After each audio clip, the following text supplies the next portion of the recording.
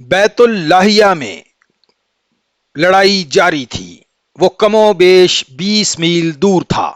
سورج غروب ہونے تک وہاں رومیوں اور مسلمانوں میں لڑائی ہوتی رہی۔ رافع بن عمیرہ نے شام تاریک ہونے کے بعد بھی مجاہدین کو رومیوں کے عقب میں پہاڑوں کے درمیان سے گزار کر بھیجا، مگر ہر ٹولی ناکام واپس آئی۔ جوں جوں وقت گزرتا جا رہا تھا، زرار ابن الازور موت کے قریب ہوتا جا رہا تھا۔ رافع نے کئی بار کہا، اللہ کرے وہ زندہ ہو، اللہ اسے زندہ رکھے، ہم اسے چھڑا کر ضرور واپس لائیں گے۔ رات گزر گئی، صبح کا اجالا ابھی پوری طرح نہیں نکھرا تھا۔ خالد 4000 سواروں کے ساتھ رافع کے پاس پہنچ گئے۔ خالد آدھی رات گزر جانے کے بعد دمشق سے روانہ ہوئے تھے۔ انہوں نے 4000 سواروں کو شام کے بعد خاموشی سے محاصرے سے ہٹا کر پیچھے کرنا شروع کر دیا تھا، اور سوار پیچھے جا کر اکٹھے ہوتے جا رہے تھے۔ یہ جگہ دمشق سے ذرا دور تھی۔ خالد انہیں ساتھ لے کر روانہ ہوئے تو شہر میں محصور رومیوں کو خبر تک نہ ہوئی۔ خالد اور اس کے سوار دستے کو دیکھ کر رافع اور اس کے سواروں نے نعرے لگانے شروع کر دیے۔ خالد نے بڑی تیزی سے دشمن کا اور رافع کے سواروں کا جائزہ لیا اور دونوں دستوں کو ضرورت کے مطابق ترتیب میں کر کے حملے کا حکم دے دیا۔ حملہ ابھی شروع بھی نہیں ہوا تھا کہ ایک گھوڑ سوار مسلمانوں کی صفوں سے نکلا اور گھوڑا سرپٹ دوڑاتا خالد سے بھی آگے نکل گیا۔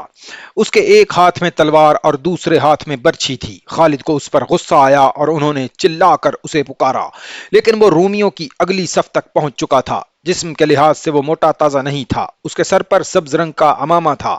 اس نے اپنا چہرہ ایک کپڑے سے چھپایا ہوا تھا۔ اس کی صرف آنکھیں نظر آتی تھیں۔ یہ خالد ہے، رافع بن عمیرہ نے کہا۔ ایسی جرت خالد کے سوا کوئی نہیں کر سکتا۔ رافع ایک پہلو پر تھے جہاں سے خالد نظر نہیں آتے تھے۔ خالد نے حملہ روک لیا اور وہ رافع کے پاس گئے۔ رافع انہیں دیکھ کر حیران ہوئے۔ ابن ولید، رافع نے خالد سے کہا، اگر وہ تو نہیں جو رومیوں پر اکیلا ٹوٹ پڑا ہے تو وہ کون ہے؟ میں یہی تجھ سے پوچھنے آیا ہوں۔ خالد نے کہا، میں نے ابن الازور کو اسی حرکت سے روکا تھا۔ وہ دیکھ ابن ولید، رافع نے کہا، وہ جو کوئی بھی ہے ذرا دیکھ تو صحیح۔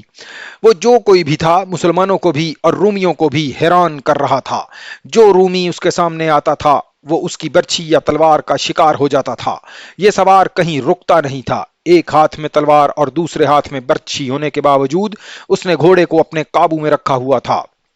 ایک رومی کو گرا کر وہ دور چلا جاتا، کوئی اس کے تعقب میں جاتا تو یہ سوار یک لخت گھوڑے کو روک کر یا گھما کر اپنے تعقب میں آنے والے کو ختم کر دیتا۔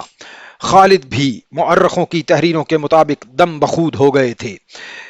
ایک بار وہ رومیوں کو گرا کر اس نے گھوڑے کو گھمایا، دور سے گھوڑا موڑا تو خالد کے قریب سے گزرا۔ خالد نے چلا کر اسے رکنے کو کہا، لیکن سوار نہ رکا۔ دیکھنے والوں کو اس کی صرف آنکھیں نظر آئیں۔ ان آنکھوں میں کچھ اور ہی چمک تھی۔ اس کی تلوار اور اس کی برچھی کی انی خون سے سرخ ہو گئی تھی۔ وہ ایک بار پھر رومیوں کی طرف جا رہا تھا۔ ابن ولید، رافع نے غضبناک آواز میں کہا، تو حملے کا حکم کیوں نہیں دیتا؟ خدا کی قسم یہ جنگ اس اکیلے سوار کی نہیں۔ مجاہدین اس سوار کی حیرت ناک شجاعت کو دیکھ کر جوش سے پھٹ رہے تھے اور وہ بھی حملے کا مطالبہ کر رہے تھے۔ خالد نے حملے کا حکم دے دیا۔ اب مجاہدین اسلام نے جو حملہ کیا تو یہ ایسے غضبناک سیلاب کی مانند تھا جو بند توڑ کر آیا ہو۔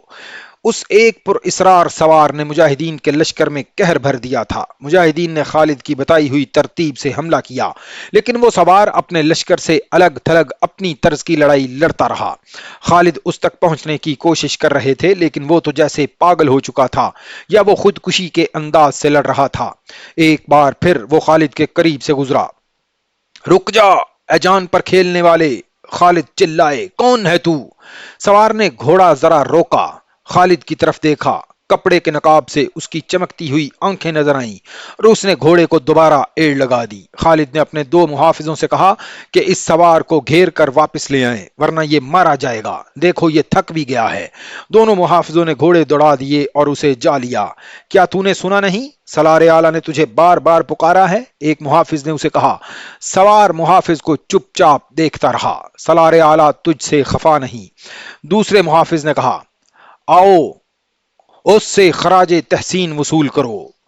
سوار نے ایک بار پھر گھوڑے کا رخ دشمن کی طرف کر دیا، لیکن اس سے پہلے کہ وہ ایڑ لگاتا ایک محافظ نے اپنا گھوڑا اس کے آگے کر دیا اور دوسرے نے اس کی لگام پکڑ لی۔ عجیب سی بات تھی کہ سوار نے کوئی بات نہ کی اور نقاب سے اس کی صرف آنکھیں نظر آتی تھیں۔ یہ عام سی آنکھیں نہیں تھیں۔ محافظ اسے اپنے ساتھ لے گئے اور خالد کے سامنے جا کھڑا کیا۔ اس نے برچھی اور تلوار سے اتنے زیادہ رومیوں کو ہلاک کیا تھا کہ دونوں ہتھیار پورے کے پورے لال ہو گئے تھے اور ان سے خون بہہ بہہ کر اس سوار کے ہاتھوں تک چلا گیا تھا اور کپڑوں پر بھی چھینٹے پڑے تھے۔ خالد نے اس کی آنکھوں میں دیکھا تو اس نے نظریں جھکا لیں۔ آنکھوں سے تو نو عمر لڑکا لگتا ہے، خالد نے کہا۔ تو نے اپنی شجاعت کا سکہ میرے دل پر بٹھا دیا ہے۔ تیری قدر میرے سوا اور کوئی نہیں کر سکتا۔ خدا کی قسم میں تیرا چہرہ دیکھوں گا اور تو بتا کہ تو ہے کون۔ تو میرا امیر ہے اور میرا سالار ہے، سوار نے کہا، اور تو میرے لیے غیر مرد ہے۔ میں تیرے سامنے اپنا چہرہ کیسے بے نقاب کر دوں؟ جسے تو میری شجاعت کہتا ہے یہ ایسا اشتعال اور غصہ ہے جو میرے اختیار سے باہر ہے۔ تجھ پر اللہ کی رحمت ہو۔ خالد نے اس سوار کی بات سن کر کہا، کس کی بیٹی ہے تو؟ کس کی بہن ہے تو؟ میں زرار بن ازور کی بہن ہوں۔ میرا نام خولہ بنت ازور ہے۔ اس نے جواب دیا۔ زرار بن ازور کی بہن؟ خالد نے کہا، خدا کی قسم۔ خولہ بنت ازور نے کہا، میں اپنے بھائی کو رومیوں کی قید سے چھڑا کر دم لوں گی۔ خوش نصیب ہے ازور جس کے گھر میں زرار جیسے بیٹے اور خولہ جیسی بیٹی نے جنم لیا ہے۔ خالد نے کہا، یہ لڑائی صرف تیری نہیں بنت الازور، ہمارے ساتھ رہ اور دیکھ کہ ہم تیرے بھائی کو کس طرح رہا کراتے ہیں۔ اس دور میں عورتیں بھی اپنے خامدوں اور بھائیوں کے ساتھ میدان جنگ میں جایا کرتی تھیں۔ خولہ اپنے بھائی زرار کے ساتھ آئی تھی۔ انہیں پتا چلا کہ ان کے بھائی کو رومیوں نے قید کر لیا ہے تو انہوں نے اسے ذاتی جنگ سمجھ لیا۔ سپہ سالار خالد کی بھی پرواہ نہ کی اور رومیوں پر ٹوٹ پڑی۔ عورتیں اور بچے دمشق کے مضافات میں تھے۔ خولہ وہاں سے خالد کے 4000 سواروں کے پیچھے پیچھے چل پڑی تھیں۔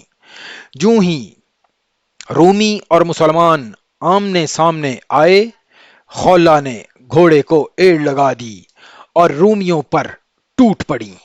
خولہ نے ایسی مثال قائم کر دی جس نے مجاہدین اسلام کو نیا حوصلہ اور ایک نیا ولولہ اور ایک نیا جذبہ دیا، جس سے مجاہدین اسلام کفار پر دہشت بن کر ٹوٹے اور ان کی کشتوں کے پشتے لگانے شروع کر دیے۔